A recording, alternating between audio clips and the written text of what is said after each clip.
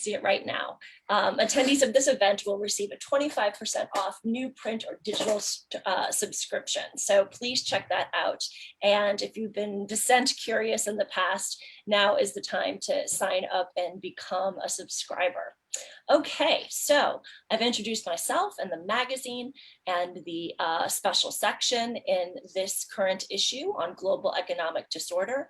We have the great pleasure to have 4 of the authors who offered pieces in this special section with us for discussion tonight on this fine panel. From Harvard, we have Tim Barker. He is historian of modern American capitalism and also a member of Dissent's editorial board. Also joining us tonight is Walden Bello. He is the co-founder and chair of the Bangkok-based think tank, there he is, hi Walden, focused on the Global South. He is also an academic.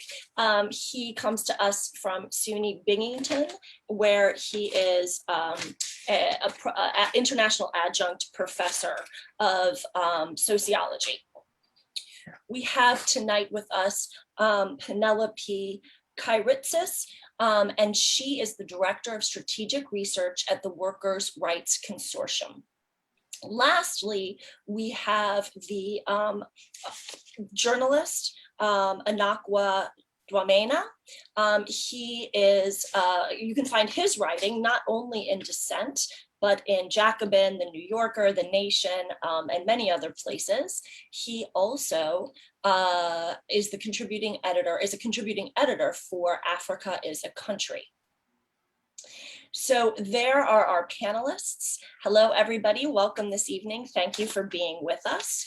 I will start a little bit moderating a bit of a discussion among the panelists, drawing from the work that they published in this special issue and, curiosity of my own that I'm sure everybody shares.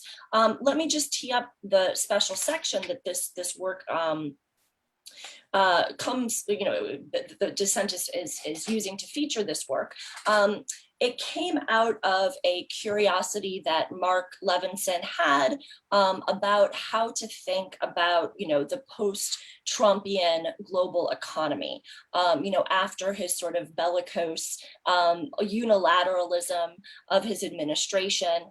And of course, this unfolded our interest in soliciting and crafting a special section unfolded in the context of the COVID pandemic, which revealed corporate power, particularly around sort of the vaccination and around the fragility, but absolute inescapability of global supply chains.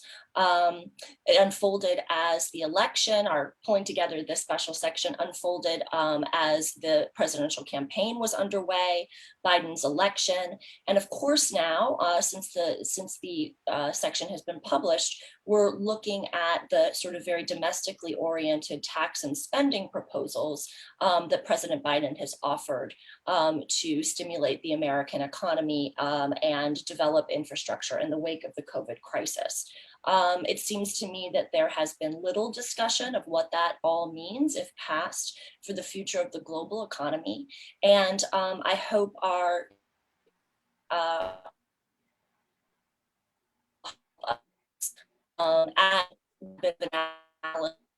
wonderful work that's already in this special section. Since I teed up that way, maybe we'll start there. I'm wondering if any of the panelists, coming from the point of view of the subject matter that they covered in their pieces, would, oh, it says my internet connection is unstable. Okay, hopefully I'm back. I'm wondering what folks are thinking about that. I mean, Biden's tax and spending proposals obviously are very domestically oriented towards post-pandemic economic recovery. He is gesturing a awareness and an interest in developing care infrastructure, thinking about infrastructure in not necessarily traditional Keynesian way, putting people and putting care first. We haven't heard, as I said before, much about what this will mean for the global economy, although certainly some of the tax proposals trying to get at corporate wealth, corporate power, offshore profits, et cetera, will likely have some impact. So I'm wondering if any of the panelists might want to weigh in on that as starting. I mean, again, kind of a little bit of a coda or an epilogue to the pieces that you wrote, if you don't mind starting there. And then maybe we can backtrack and dig it deeper into some of the issues in the special section.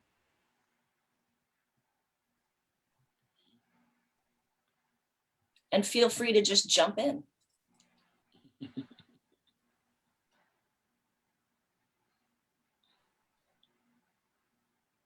Well, I can go. Yeah. So I mean, just to start a little bit with the piece I wrote for the issue, in the piece I was really interested in two aspects of the relationship between nations and between rich economies and poor economies. One was the fact that the whole world economy, including developing nations, emerging markets, depend very much on demand from bigger economies, principally the US, the European Union, the nations of the European Union and China. And so one question I was interested in the piece were the sort of consequences of a weakness in global aggregate demand in the last decade or so. And I think that, that demand picture is the one thing that we know has really changed and will change as a direct result of US policy. It's now being reported by various consultancies and organizations that do this, that the US will now pass China in terms of its contribution to the world growth rate for the first time in some years. And, whether you look at IMF, World Bank, any sort of organization like that, they're all upgrading their growth estimates for specific countries and for the world economy. So that piece that I was writing about, I think we sort of know more about that now. But I was also interested in the second question, which is whether there are sort of qualitative structural development paths open to poor nations to become more like richer nations. And that question we really don't know the answer to yet, and that's still open, and I hope we'll talk about it tonight.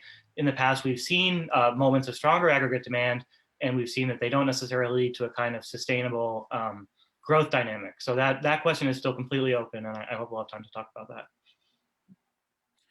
Yeah, just following up on Tim's comments, I really wonder what kind of a break there would be, if any, between Trump's policy towards China and the new Democratic administration's approach, because it does seem like, within, the Biden camp, you do have quite a number of people who have shared, many of the criticisms that were brought together in Peter Navarro's 2017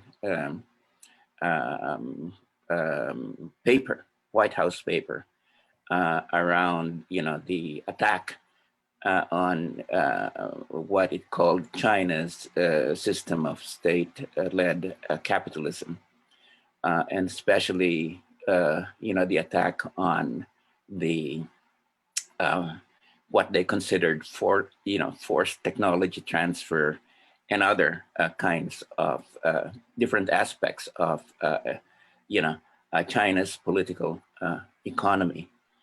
And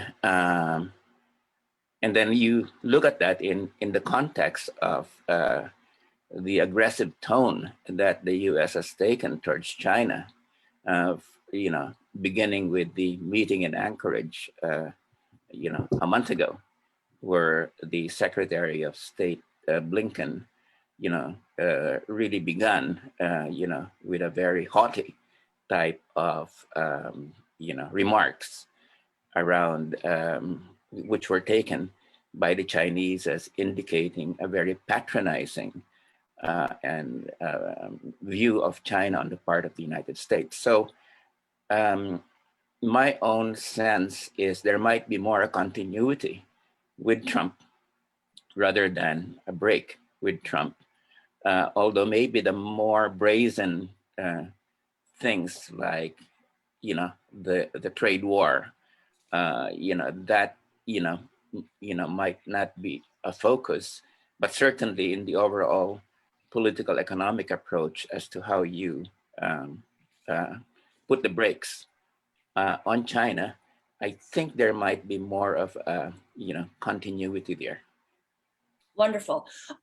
If I can follow up, Walden, with a question for you, based upon your response and going back to the piece that you published, you describe, even a longer period of continuity, going back even to,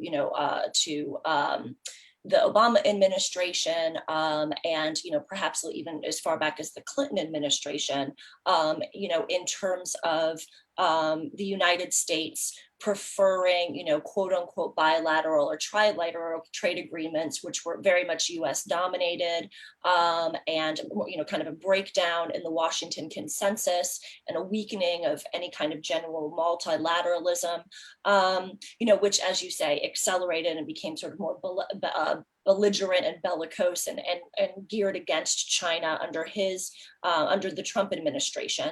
But could you, one of the things that your article brings out, which I think is very interesting and very important, is at the level of global financial and trade governance, you kind of demonstrate or lay out for us a shift away from the old Bretton Woods institutions to China as central to global capital accumulation.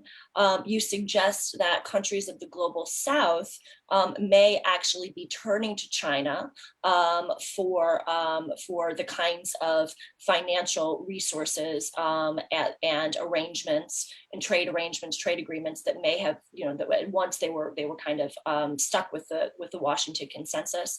And you ask some provocative questions about, whether there is a possibility for a better economic future for countries of the global South as China, maybe perhaps begins to overshadow the Washington consensus as the center of global capital accumulation. So I hope I have that characterization right. I would love, for you to explain to the audience a little bit more about that sort of that rise of China as the center of to the center of global capital accumulation, and what you maybe say a little bit more about what you think that alternative creates in terms of space and possibility for countries of the global South.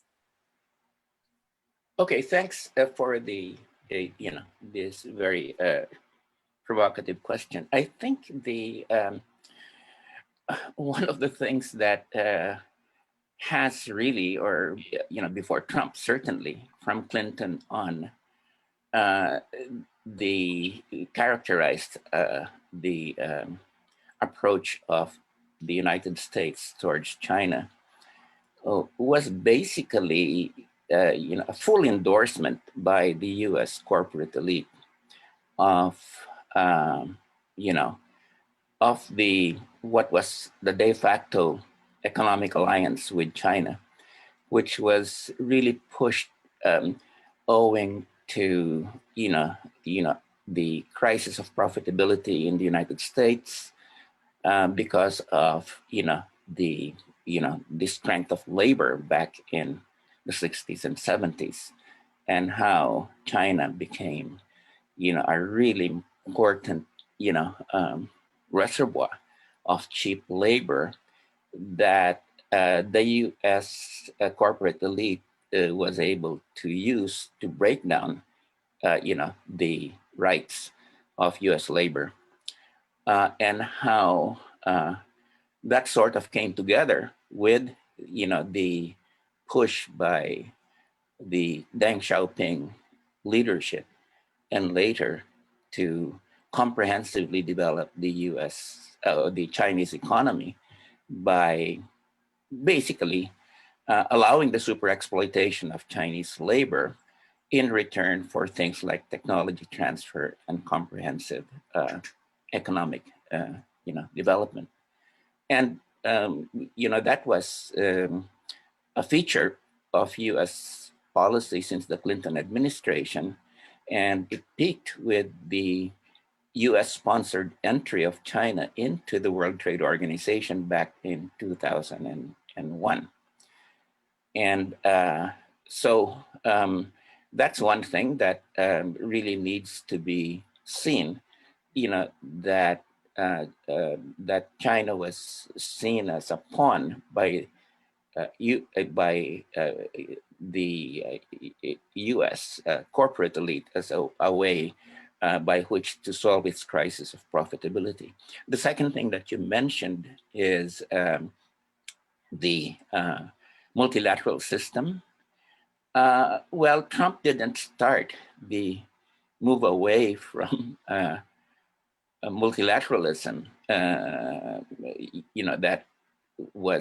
it hit its peak during the Clinton administration with the establishment of the World Trade Organization, NAFTA, and that in fact since 2003 there has been a turning away from the use of the WTO as a mechanism of trade liberalization and more towards bilateral kind of arrangements with a limited number of countries.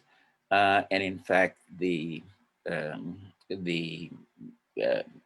US warned after the collapse of the Cancun summit of the World Trade Organization that it would only make deals with, what Zelik, the trade representative of George Bush, called the can-do countries.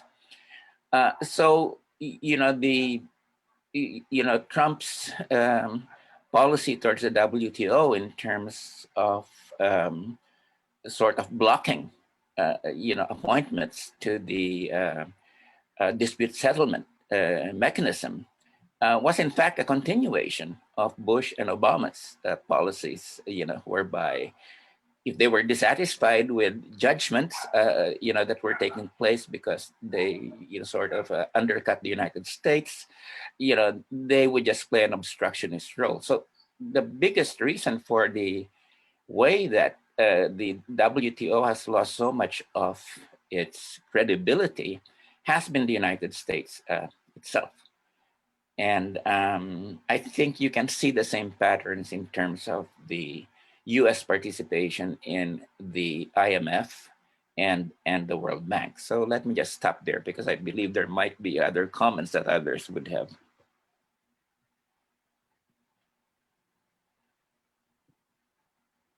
I muted myself because my chair is squeaky and my papers are rustling. Sorry there, I'm back.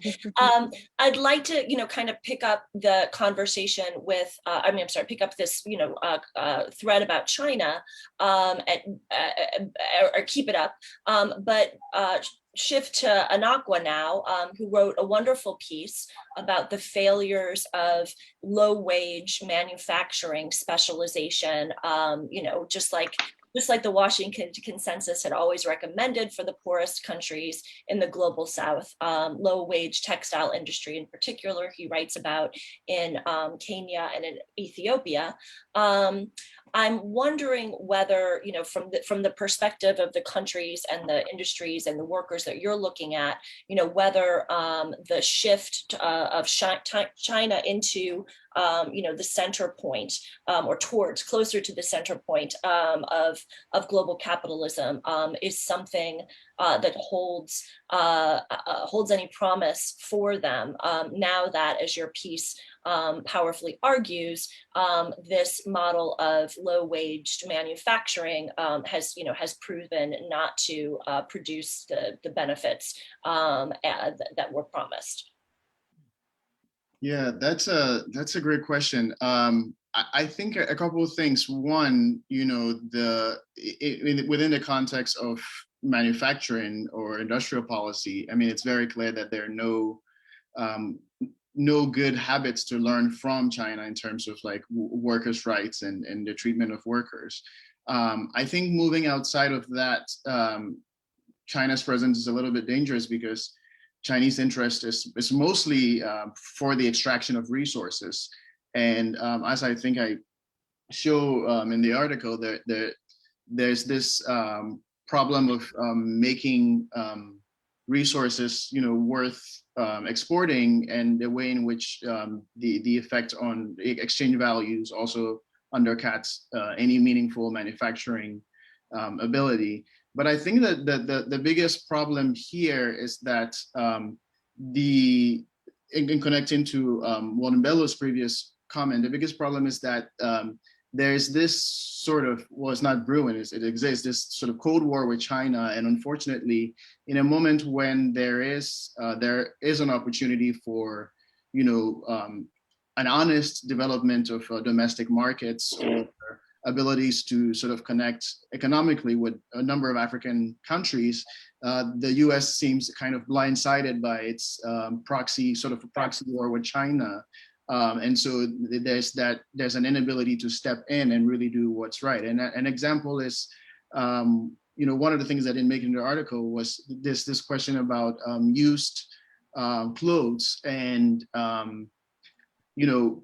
the export of used clothes to a number of countries undercuts the ability to develop, textiles industries. And Rwanda, for one, decided that it did not want to import any used clothes anymore. And textiles manufacturers in the US was able to kind of convince the US to kick Rwanda out of the African Growth and Opportunities Act, which had been a sort of a good step forward in relations between the US and a lot of African countries.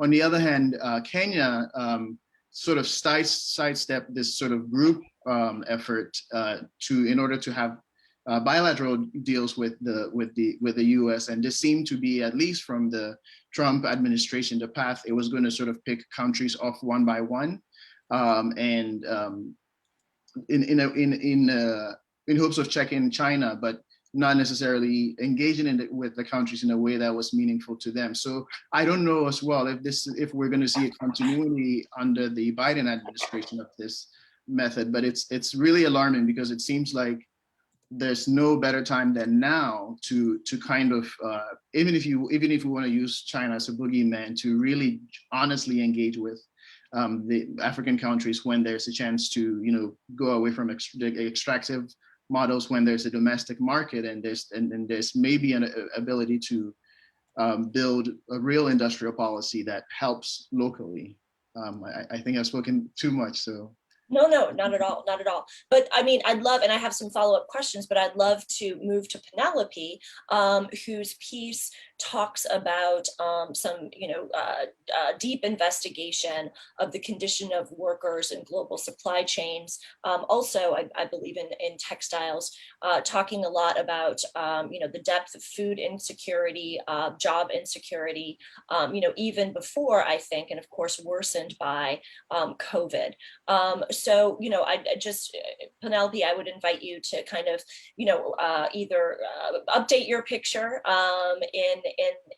as the COVID pandemic has developed, give us any thoughts you might have on the Biden administration and its recent economic proposals, what they might mean for the folks that you've been working with. And then I'd like to sort of hear everybody about developmental pathways in the, post-Trumpian climate crisis, post-pandemic or still pandemic, years to come, what kind of development pathways and strategies, if any, may be available to countries in the global South, and in ways that, as Anakwa was just saying, involve sort of meaningful engagement and honest engagement, and engagement by labor as well. So and maybe that's certainly an optimistic program to hope for. But I'd love to hear everyone's thoughts on from their perspective of the work that they've been doing. Great. Thank you, Julia. And thank you to all the attendees. I mean, Zoom fatigue is real. So having everyone be here at 7 p.m. on a Wednesday is really cool. So thanks for tuning in. For those that haven't had the chance to read the special issue yet, my piece, I co-authored it with a professor, Genevieve LeBaron at Sheffield. She can't be here because she's based in the UK.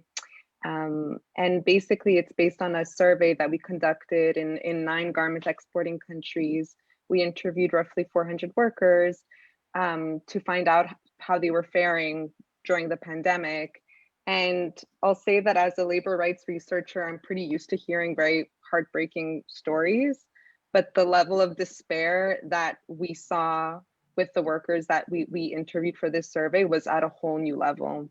And so just, I won't take you through all the findings, but essentially what we're seeing is that hunger is an alarming trend across the board.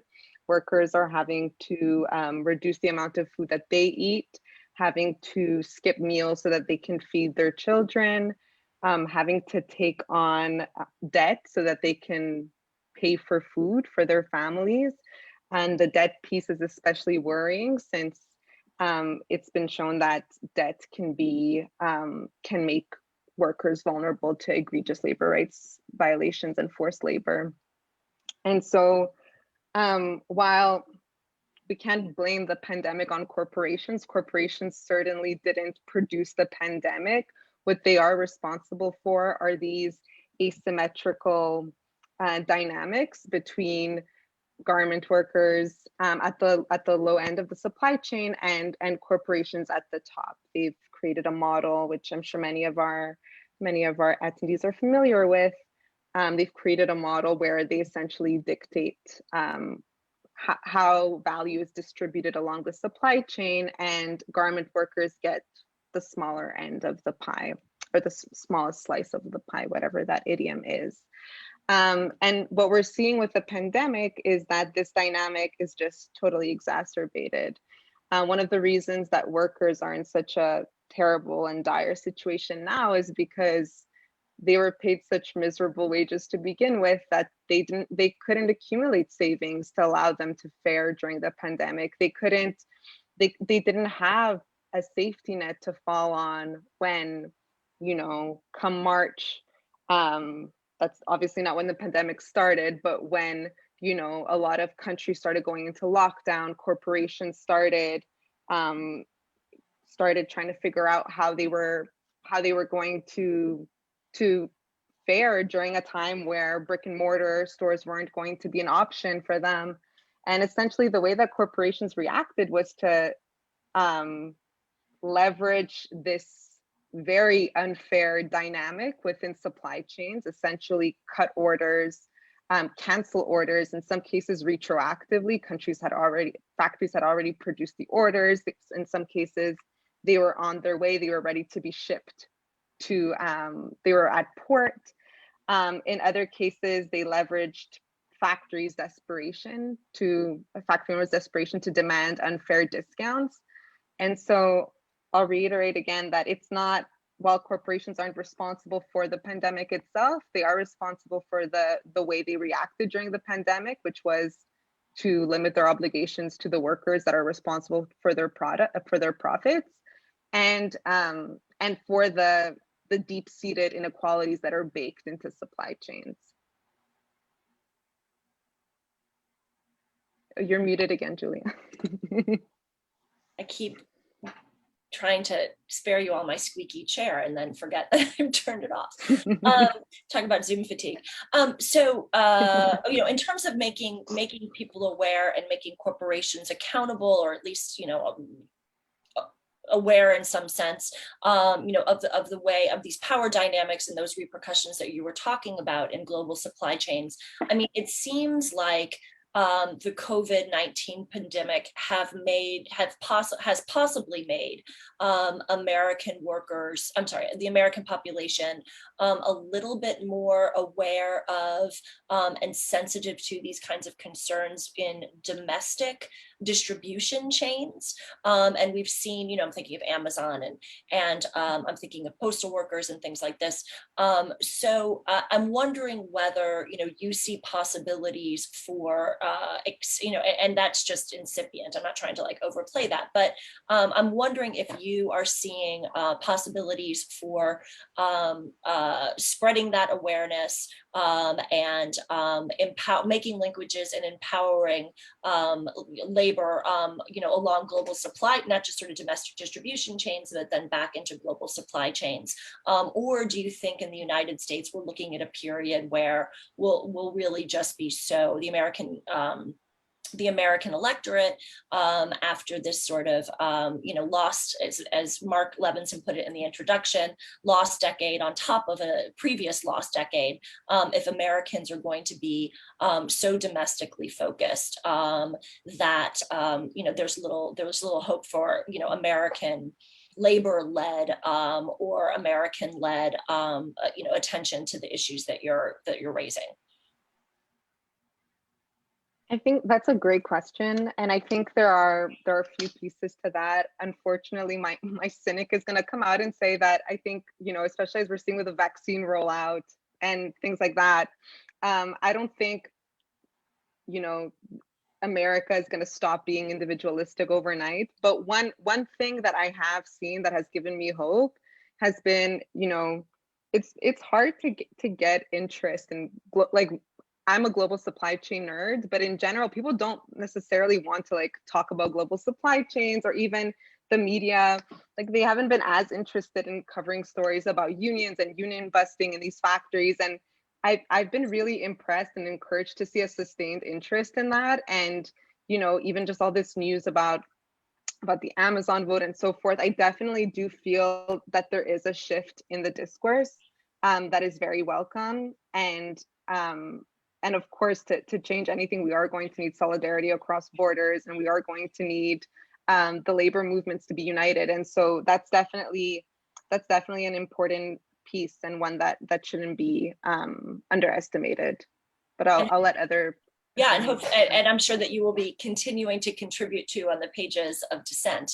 Kind of keeping with this conversation a little bit, I wanted to go back to all the panelists, and I was kind of thinking as a historian with one of Anakwa's comments that he made. He actually used the term Cold War, but he was using it to describe the relationships between China and the United States more contemporarily. But I was thinking a little bit about the Cold War and the possibilities that it afforded, not so much for the United States to have meaningful engagement or honest engagement with the global South, because that was certainly not the case, but it did afford some possibilities, perhaps, for countries of the global South to choose, have a little bit more latitude, a little bit more room in the post-colonial world, within the context of Cold War bilateral, competition, and the non-aligned movement, perhaps more possibility, more room for different kinds of developmental paths. Based upon your own research and what you were looking at in the articles that you wrote, but also now again looking at the unfolding pandemic landscape, the end of the Trump administration, God willing, forever, and the election of Biden and the economic agenda that he's putting forward. What kind of possibilities, particularly, given the real struggles and challenges and problems with the low wage manufacturing model, are there, what are the development pathways perhaps that that lie ahead, particularly for those poorer countries in the global South? Is domestic oriented production and development the answer? With the COVID pandemic, what happens to service economies? On one hand, tourism is sort of a big question, and probably not something to be counting on. But does communication technology, et cetera, allow for the continuation or expansion of service-led development? I'm just wondering if folks would care to sort of opine on that, whether the possibilities of different developmental pathways, again, and going back to the question about what China may be able to offer with regards to trade agreements and investment outside of the Washington consensus or kind of US-led corporate world, are there possibilities here opening up or not so much?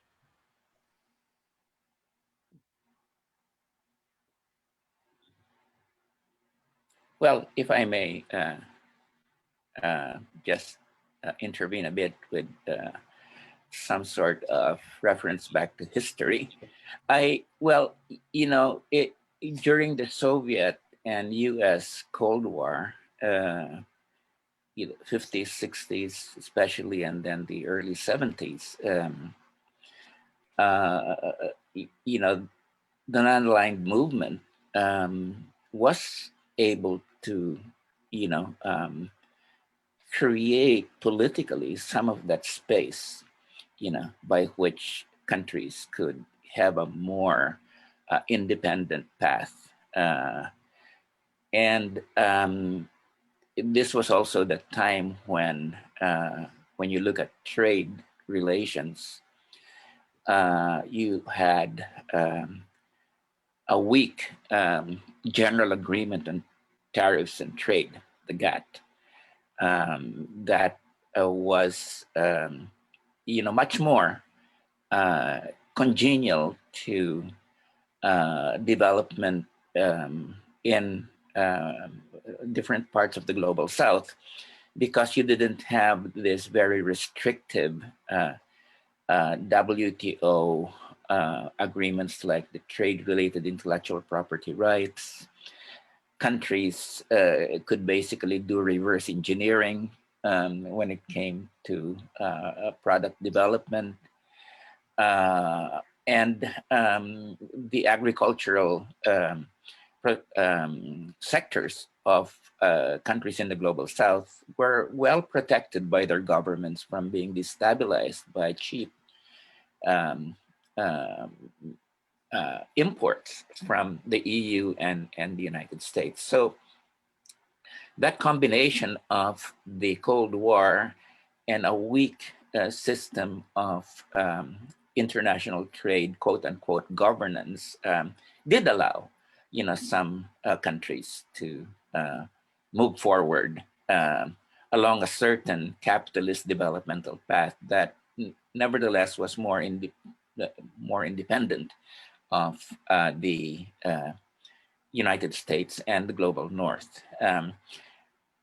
Basically, I think what happened is, with the collapse of the Soviet Union, the political space diminished, and the economic space was also diminished when the World Trade Organization was established in 1995. And neoliberalism became, a massive force as a ruling ideology in the 1990s, so that we even had Mr. Clinton, Mr. Biden then, okay, and the third way Democrats, both in Europe as well as in the United States, buy into the neoliberal narrative, so that, basically not only the global South, but American workers were really, and social and workers in Europe were deprived of a voice against neoliberal capitalism. So, but with the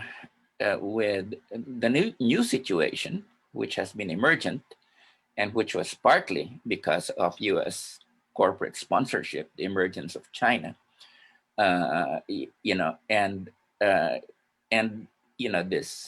this kind of more conflictive relations between China and the United States, and the weakening of the Bretton Woods institutions like the World Trade Organization, but not only that, but also the IMF and the World Bank. That then creates, I think, somewhat of a similar situation as in the 60s and 70s, where there's more development space, as that's out there. Because right now, for instance, we're in terms of development aid, a lot of countries in the global South, whether whatever their views about China, they've seen, particularly before COVID, that's where the money lay. Okay, and the Chinese encouraged that with this whole idea of the Belt and Road Initiative. And of course, you also had a situation whereby the uh, the IMF and the World Bank just, continued in their very hidebound ways of just, representing corporate and northern interests. So right now, what you have, for instance, is, you have a greatly weakened WTO. You have, trade blocs like Mercosur from in developing countries. Well, you have all sorts of economic partnership agreements and bilateral agreements. And then you have a lot of different unilateral and uninstitutionalized bilateral initiatives. So my sense is, it's become a more fluid situation with more space for developing countries to swim in. And perhaps this is going to spark new thinking among progressives in the global South about how to take on more independent positions, taking advantage of the competition between the United States and China. To forge, an independent path. And so I think that I think that these are, of course, potential opportunities at this point in time. They may not be taken, but certainly I think that given the constraints of the global political economy, the U.S.-China competition offers, and of course the crisis of the multilateral order offers, a potential way to move forward for countries in the global South. Tim, would you, before we go to question and answer, let me just throw it to Tim really quickly, because your piece has some things to say about service-led development alternatives. And I think your piece also gestures a little bit to a historical, piece of the puzzle that Walden was laying out, which has to do with the weakness of like true business investment or investment in manufacturing, and that neoliberal period, so much of what the global South experienced was volatility, financial volatility due to currency runs, investment that was purely extractive, and of course an enormous explosion of debt and indebtedness, even before and during austerity programs, and then of course the events of COVID, which as Penelope was talking about at the individual level, increased indebtedness, but all in all areas of these different economies. I'm sure that's the case. So Tim, maybe you could offer us your thoughts on that, and then we'll go over to question and answer if that's good for everybody. Yeah, thanks, Julia. I'm a historian, so this is sort of the way I think most easily. I think, Walden is certainly right that the Cold War offered certain space for developing nations. I think it's been pretty convincingly argued that the US was willing to countenance departures from normal economic liberalism, especially in East Asia, but also elsewhere, as a direct result of its Cold War competition with the Soviet Union. And then you can see the sort of end of US toleration for that kind of thing and the East Asian financial crises of the 1990s as a result of the changing of that circumstances. So I think that's completely right. At the same time, I think that Cold War competition can also coexist with a really kind of terrible situation for the global South. And, the 1980s, which were, the first decade to be referred to as a lost decade, clearly were a decade of rising tensions between the US and the Soviet Union, but also, kind of really awful economic outcomes across the global South. And the second point I had was that I think a lot of the national oriented development models that occurred during the 50s through 70s had already run into a lot of limits even before the Cold War ended and before the Soviet Union disappeared as a competitor with the United States. And I think that reminds us that development isn't just a question of what constraints or opportunities powerful countries offer to less powerful countries. There are also always conflicts within each country. And that was true then and it's true now. And so I think one country I read a lot about while I was writing this piece was Brazil. And Brazil had relatively strong economic growth in the decade after the year 2000, but around 2011, the model really ran into trouble, and that was partly related to, there was a downturn in commodity prices in the world, but it also had a lot to do with social conflict between different groups in Brazil that had different interests and were contesting over power. And so I think we shouldn't lose sight of the kind of domestic conflict that exists in every country alongside the superpower conflict that maybe gives it all a context. Wonderful. And we have some great questions in the Q&A that really pick up on what we've been talking about. And they make me really happy because they are, indicative of, I think, Dissent's readership. These questions are incredibly historically informed, very active, actively oriented toward present day concerns of democracy and economic justice. These questions and answers panelists are really, panelists are really going to put you on your toes and push you in a good way. So get ready. Here we go. So what was the one I wanted to start with here? Okay, so one of them is, this kind of wraps a lot of things up. Mark asks, where can pressure be brought to bear to use the pandemic to force changes in vaccine distribution, in the indebtedness of the global South, and in intellectual property rights, which Walden, you touch upon in your piece, speaking about how intellectual property rights have, and the kinds of international policies, particularly in TRIPS, have really exacerbated and constrained developmental pathways in the global South. And you were mentioning before we spoke that U.S. and EU opposition to the reform of the TRIPS system is, receiving heavy criticism, heavy opposition to that opposition from communities in the global South. So again, the question is, where can pressure be brought to bear by the United States, presumably, to use the pandemic to force changes in vaccine distribution, the indebtedness of the global South, and in our current regime of intellectual property rights? Are you directing that question at me, Julia? Yeah, well, you may be able to tell us a little bit more because of your article, and your work about the intellectual property right regime, but so that's why I mentioned it, if you want to start.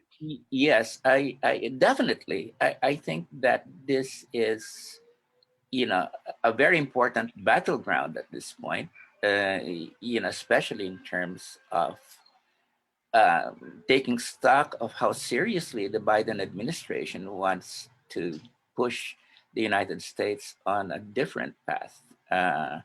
But when it comes to the battle over TRIPS and COVID, and the initiative of India and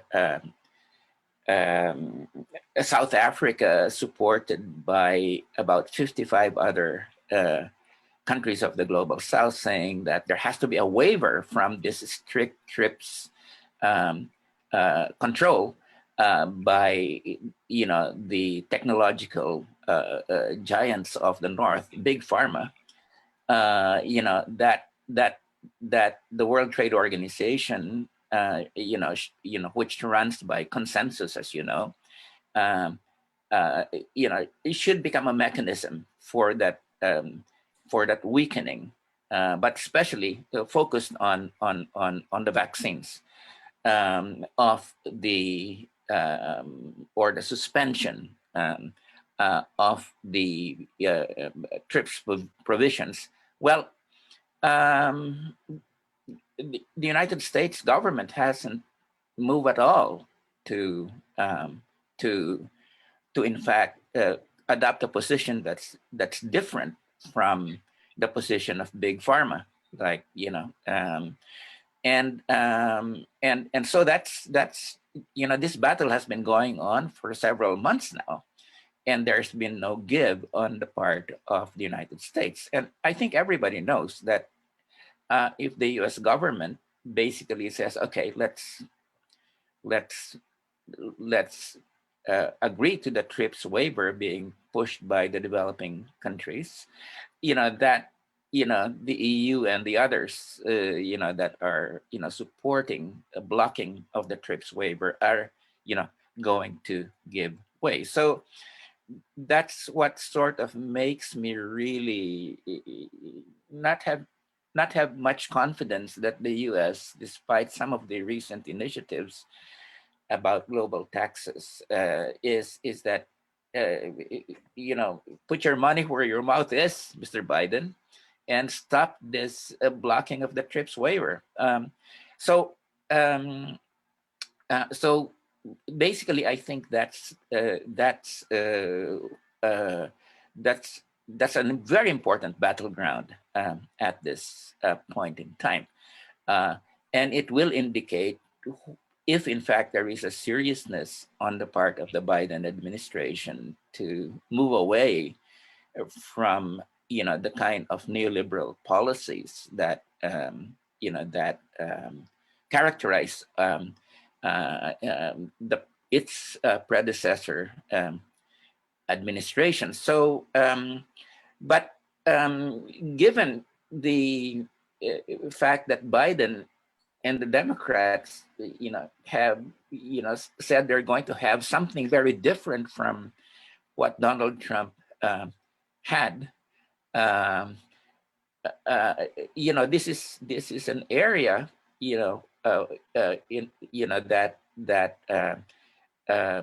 both in the United States as well as the global South should really press itself on. Are you really going to break with corporate interests? Are you really going to break with neoliberalism? And that's very important to push there at this point because of one, the political crisis in the United States, and two, the ideological crisis of neoliberalism. So you have a number of, neoliberalism and corporate interests and the U.S. political system are at a certain point of crisis and a crisis of legitimacy that I think countries should really push on at this point in time and not let this opportunity go to push, even though it might not take place, but at least it will weaken the hold of neoliberalism as an ideology and an approach employed by the United States.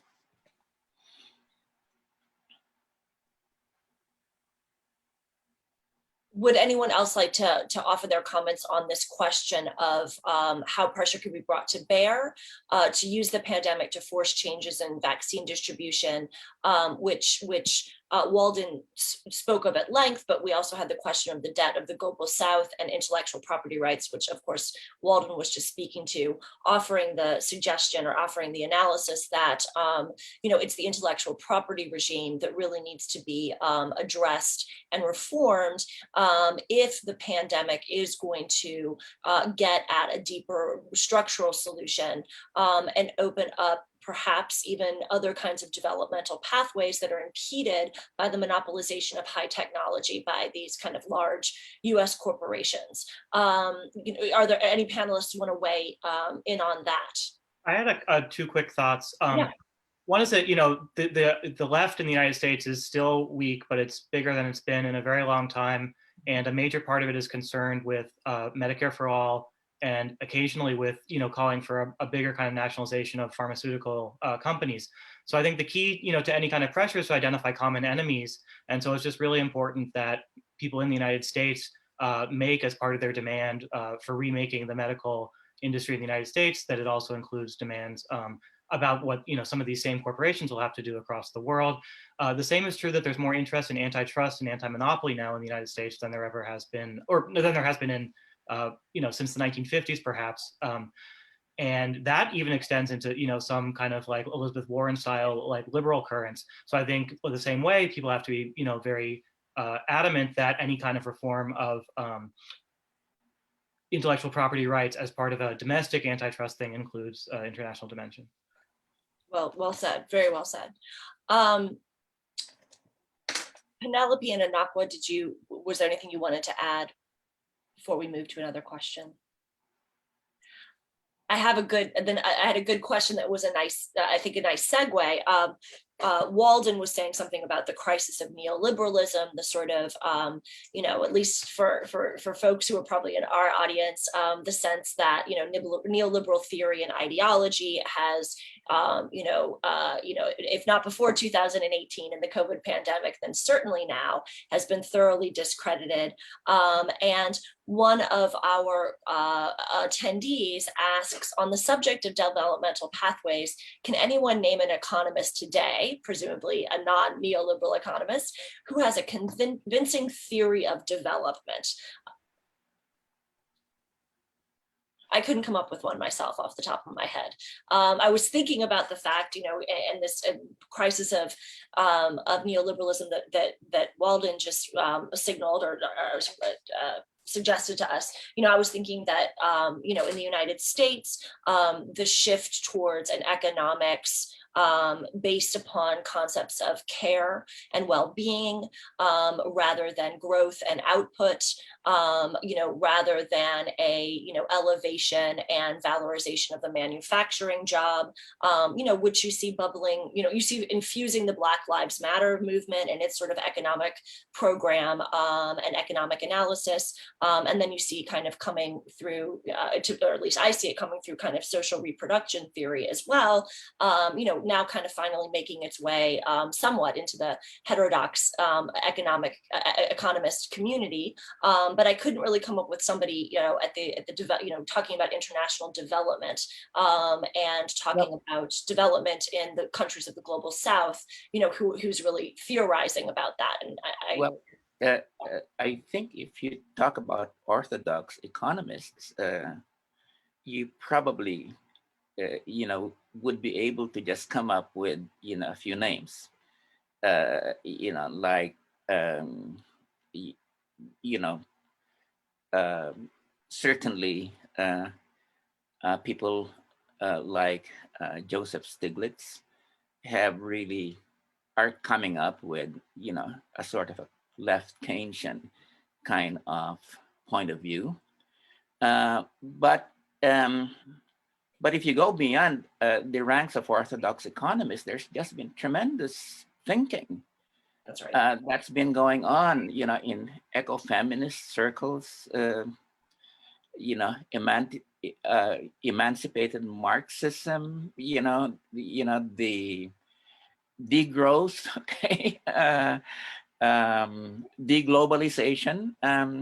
It's just that, these are people, both in the global North and the global South, that are not in the orthodox streams, but yet they do have, their work is there. They have been articulating different principles of how to go.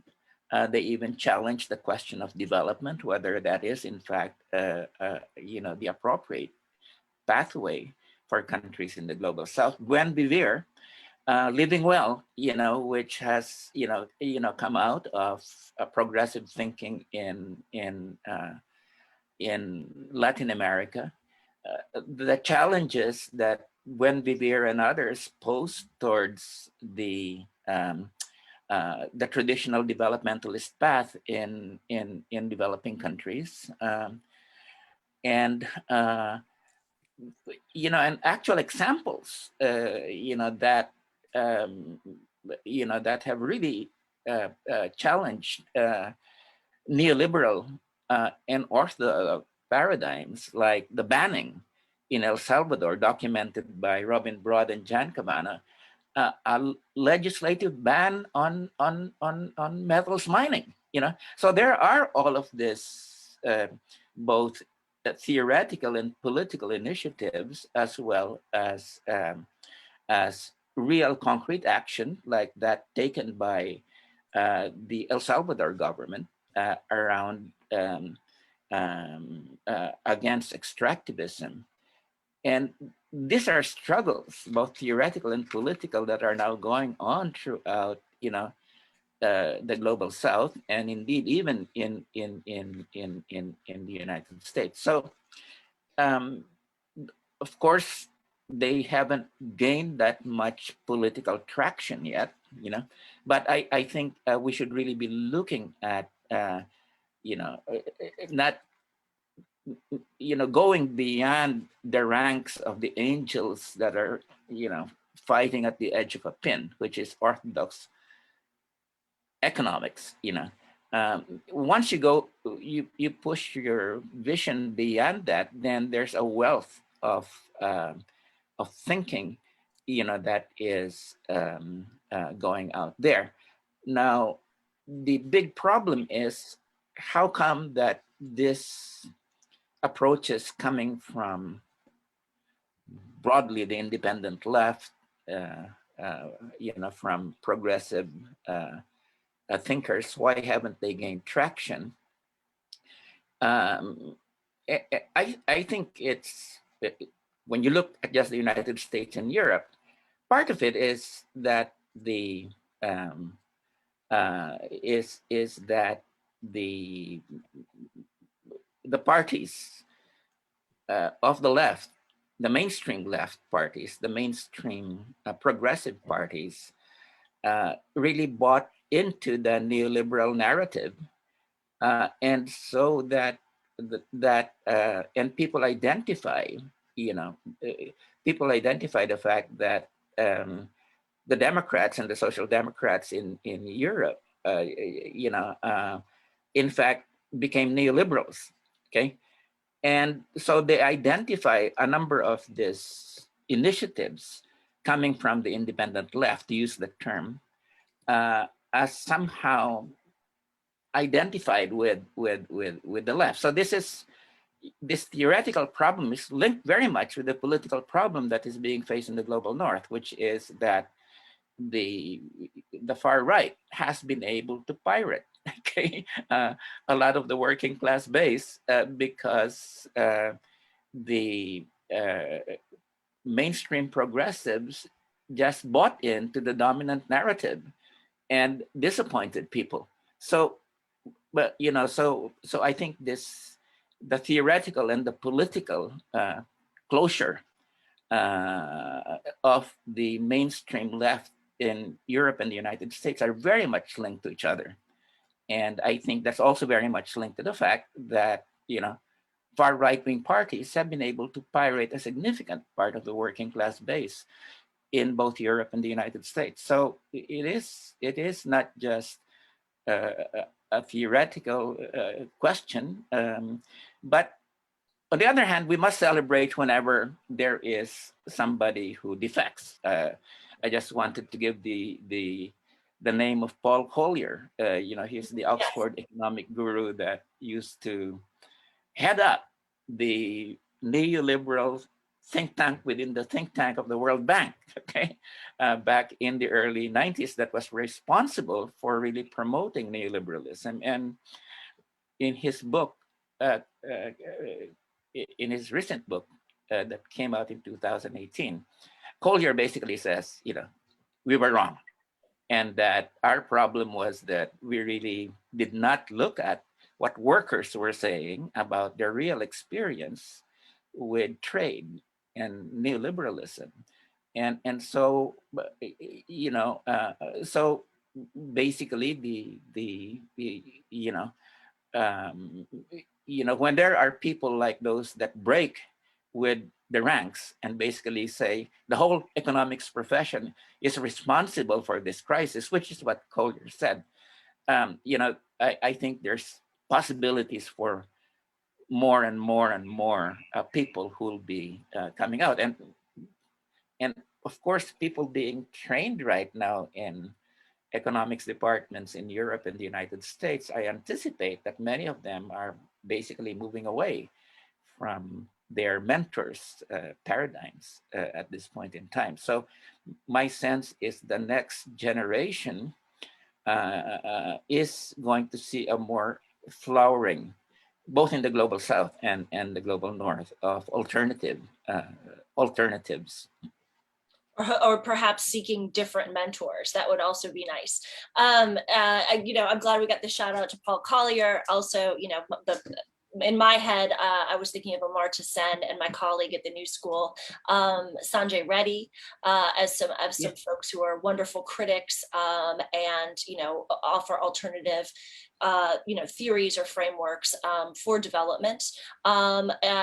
Walden also brought up, with respect to Collier's work, the notion of the theory and the program, not matching the experience of workers on the ground, which is a nice segue, I think, back to Anakwa and Penelope, because I have a couple questions from the audience for you.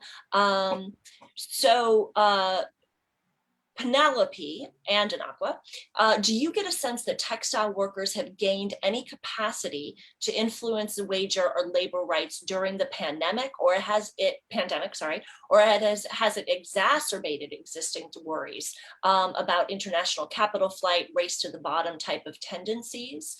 And then there was another one that was more specifically about, this rising indebtedness that Penelope was speaking about with workers, and our participant, our audience member was very interested in knowing more about, online and mobile lending as being part of that picture. And then we had another question about, again, for Penelope and Anakwa, about, workers, about what corporations, the kind of employing corporations or the corporations who have the contracts in these kinds of factories, whether they are, hold on a second, I'm trying to find the exact, how they're responding, if at all, to the extreme poverty of the workers who make these clothing, and specifically, in the textile industry, but also elsewhere. And following up with that, just what consumers and those in solidarity can do in a tangible way from where we sit here in the global north. I know that's a lot, but a lot of people wanted to bring it back to the workers, and so take up whatever you like.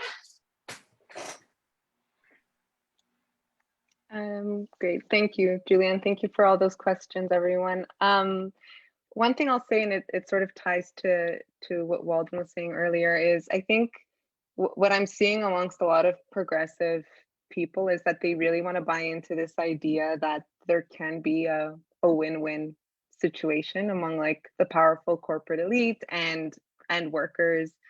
And I think what I'd say, that I don't think that's possible. I don't think there's a win-win situation. I think something has to give. And ultimately, there needs to be a transfer of power from the corporations at the top of supply chains to the workers at the bottom. And one thing I will say about the race to the bottom as well is a lot of times people think about this price squeeze that's happening from corporations that are squeezing their suppliers and in turn squeezing their workers. They're seeing this very much through the lens of wages. But it's important to recognize that this squeeze is happening in many different ways. And one of them is that corporations that squeeze their suppliers are essentially incentivizing them to crack down on unions and on workers that are organizing, because it's more expensive to have an organized workforce that is empowered to bargain for better wages and better working conditions. So everything is very much tied together on this point. And a lot of times when people learn about the line of work that I do, their first question is, okay, well, where should I buy my clothes? What are the ethical stores? Tell me. And I'm always the killjoy that has to say, this is a systemic problem. And what we need is systemic reform in the global economy, of course, but also specifically in terms of how supply chains operate and who they benefit and who pays the price when things like the pandemic hits, and then the people that are the least able to pay the price of the pandemic are shouldering that burden. And so for those that are in the audience that are consumers or citizens that want to be involved, I would direct you to payyourworkers.org, which is, it's trade unions, advocates, and workers that have come together, and their ask to corporations, or their demands rather, is that that they set up a global fund that would essentially be, and I don't want to get too much into the technicalities, but essentially it would be paying a price premium on the apparel that they buy from factories, and that would be used for a fund that would enable factories to, if workers are dismissed, pay workers their severance. What we're seeing is a huge issue where workers are robbed of their severance rights, and they that money can make the difference in between being totally destitute and, you know, weathering the pandemic, which many workers are not. And that fund can also be used to bolster labor rights, social protections, and labor rights protections in those countries. Of course, this is just one piece of the puzzle, but it's one way to directly hold corporations accountable for a system that they've contributed to, that has impoverished and rendered workers vulnerable to the ravages of the pandemic. But I'm eager to hear what Anakwa has to say as well. Yeah, this is an interesting bundle of questions. I guess I was thinking about the fact that one of the things that is happening is that a bit of a reawakening of the labor rights movement, because unions, sort of going back to our conversation about the Cold War and the borrowing of institutions from both sides, a lot of unions have existed, and in some ways the presence of the new factories and new capital sort of creates a new terrain on which to fight, and try to push movement forward. I think, unfortunately, a lot of unions are sort of, if not affiliated, sort of connected with government somehow. I think in this issue, Mark Levinson conducted an interview that talked about the fact that one of the union leaders at Foxconn was assistant to the CEO, and so you have this kind of there isn't a independence to kind of exert enough pressure. And I think we see similar things, and especially in the African countries where the existence of these industries are being described as sort of the key or the pathway or the exit from poverty for these countries. Because in my conversations with some of the economists, I was surprised that it wasn't that they did not like the model specifically, but they disliked the fact that it was hurting workers, and so it wasn't like just like a waving it away. I think to connect this to the previous question of intellectual property, I think that until there is the ability to staunch the exit of capital, which happens in tax avoidance, or essentially, or which happens with the amount of debts that the debt that countries have to take on because there's no capital, and this also plays a factor because a lot of the companies or manufacturing companies, when they come in, say, you do not have the technology to do X, Y, and Z, and so this is why we are bringing the technology, and so we're going to pay low wages. And so I think unless we can, on a kind of global level, address that outflow of capital from at least in the context of the African continent, workers are going to be the ones who are being squeezed. And in the case of both Ethiopia and Kenya, you got to the point where it was less and less working age people who were working in the factories, and more students or younger people, and it almost seemed like the line of exploitation kept on moving down.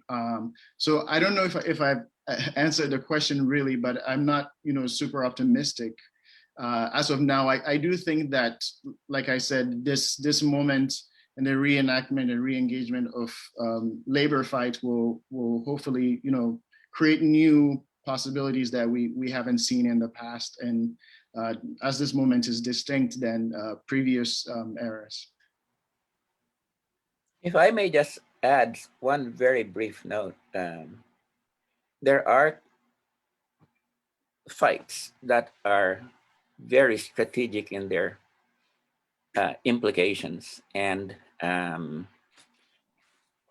I think given the global reach of Amazon, okay, a lot of people had their eyes on the Alabama warehouse fight.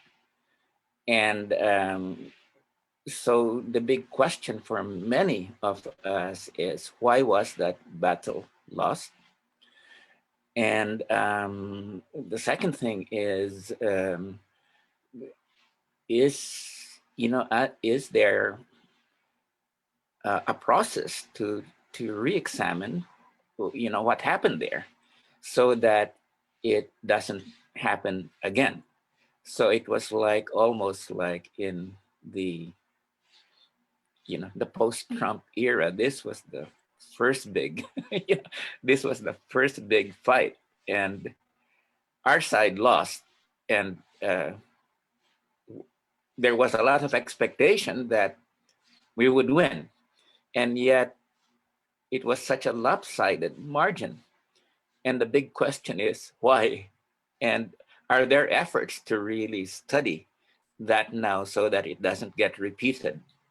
Because Amazon is the big bad wolf, and if we can register victories against the big bad wolf, that resonates all over the world, not just the United States.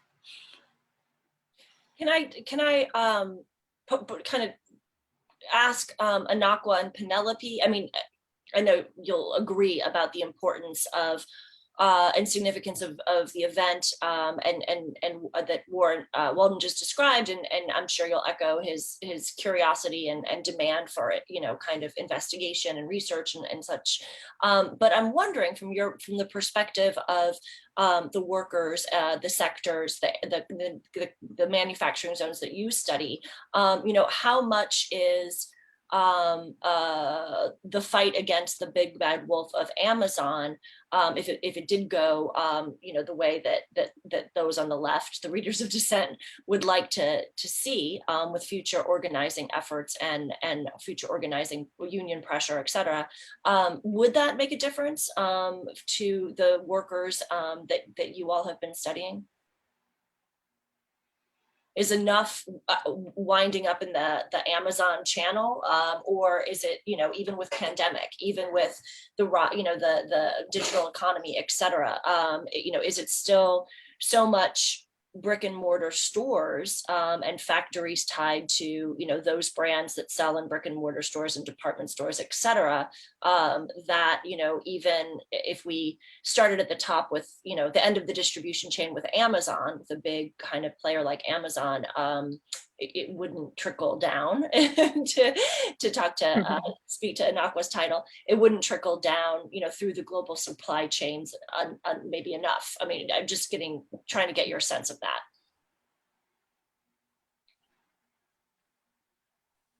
That's a great question. And I mean, I think had the votes gone differently, it would be a big win for labor writ large. Right. But when we're talking about garment workers on the shop floor, and I think this also brings an interesting point as well, is that a lot of what we understand to be the gig economy and the sort of lack of labor protections that exist among, in the gig economy, a lot of garment workers are subjected to similar dynamics, short-term contracts, being coerced into, signing away their rights to severance pay, or there's just, these dynamics are more widespread than one would think. And certainly, I think your question, it really points to this call for a global solidarity for the working class and for the labor movement. And what I will say, and I don't think this is what your question was getting at, but I know that, in talking to journalists and sort of coaching them before talking to workers, sometimes workers feel comfortable with connecting to journalists. Some journalists want to ask garment workers like, oh, what do they think about the Amazon vote, and what do they think about this? And my answer is always like, they don't really have the luxury. I mean, in some cases they might, and especially like union leaders are very well informed and so forth, but a lot of garment workers don't have the luxury to be entertaining these ideas or to be thinking in hypothetical terms. And I think that points to the overall condition they've been subjected to. You know, a lot of the declining income that workers are experiencing is because they're losing access to overtime, because they're not getting production bonuses. And if it took all that to just get them over the line and be able to feed themselves, imagine now that they're not having overtime, that they're not having production bonuses and so forth. Imagine what that does. Imagine the disciplinary effect that has on workers and on unions there. I don't think I answered the question, but I'm gonna pass it to Anakwa anyway.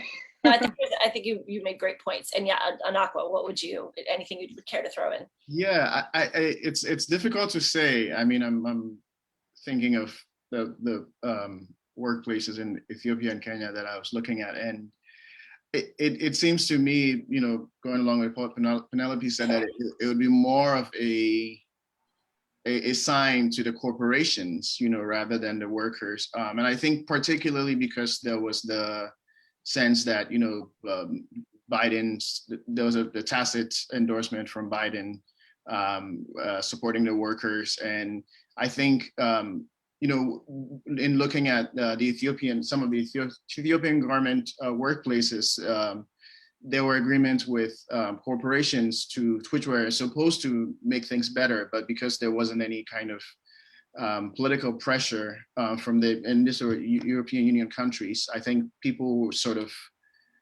made symbolic gestures. But when there's the sense that, you know, the US government cares about workers' rights in these ways, I think that, I don't know how, you know, tangible that effect will be, but I think it kind of sends a bit of a message. And I think particularly because, and this is again going back to a previous point we were talking about with the comparison to the Cold War, I think previously, you know, the world wasn't as open, and things were domestic. What was going on domestically didn't necessarily affect, at least in the case of Africa, affect so much.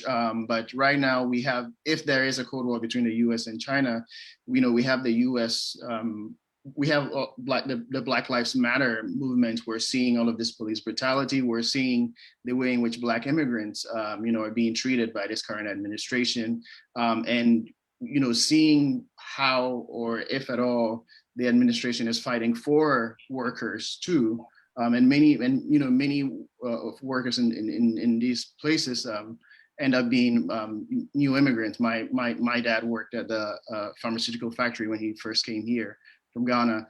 So all those things, you know, I think will affect how people decide, you know, whose side they're on in this kind of Cold War. So I think it could have been politically an important message to send, but more to the corporations than the workers, I would guess. Very good point.